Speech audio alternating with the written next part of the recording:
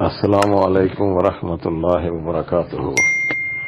قرآن مجید میں ارشاد باری تعالی ہے، یا ایھا الذین آمنوا انفقوا من طیبات ما کسبتم ومما اخرجنا لکم من الارض۔ اے ایمان والو، جو ہم نے تم کو پاکیزہ رزق دیا ہے اس سے تم خرچ کرو، اور اس چیز سے جو ہم نے زمین سے پیدا کیا ہے، تو زمین کی جو بھی پیداوار ہوگی اسے عشر دیا جائے گا۔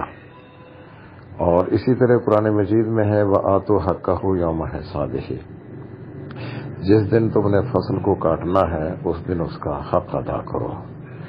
تو شریعت نے اس کی مقدار مقرر کی ہے جو ہمارے حساب سے تقریباً 16 من کے قریب ہے۔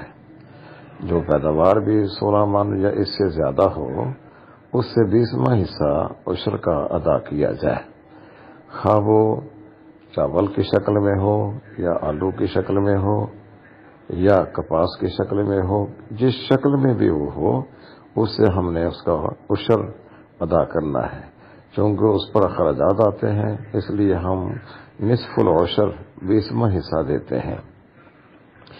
ٹھیکے کی زمین پر جو اخراجات آتے ہیں وہ ٹھیک اپنی جگہ پہ ہیں، لیکن جو قرآنی احکام پر عمل پیرا ہونا ہے وہ ضروری ہے۔ یہ غلط بات ہے کہ ٹھیکے پر زمین لی جائے تو وہ کون سی ایک فصل اٹھاتے ہیں، وہ ایک سال میں 3 فصلیں اٹھا لیتے ہیں، جیسا کہ سوال میں ذکر کیا گیا ہے کہ اس میں سے وہ مونجی ہوتی ہے، آلو ہوتے ہیں اور مکئی کی فصل لیتے ہیں، اور وہ عشر ایک فصل سے دے دیتے ہیں، اور بہانہ یہ بناتے ہیں اس پر اخراجات بہت زیادہ آتے ہیں۔ تو اخراجات آتے ہیں تو اس سے نفع بھی تو کماتے ہیں نا۔ کوئی ایسا مسئلہ نہیں ہے، جس زمین سے جس پیداوار میں سے ان کا نقصان ہوتا ہے وہ نہ کاشت کیا کریں۔ ان کو کس نے کہا ہے کہ ایسی نقصان دہ چیز کو کاشت کریں جس سے ان کا جو اصل زر ہے وہ بھی پورا نہ ہو۔ بہرحال جو بھی زمین ہے اس میں سے جو بھی پیداوار ہوگی سال میں بے شک وہ 1 دفعہ 2 دفعہ 3 دفعہ بھی ہوگی، جب اس کو کاٹا جائے گا، کاشت کیا جائے گا، اس سے عشر ادا کرنا ہے۔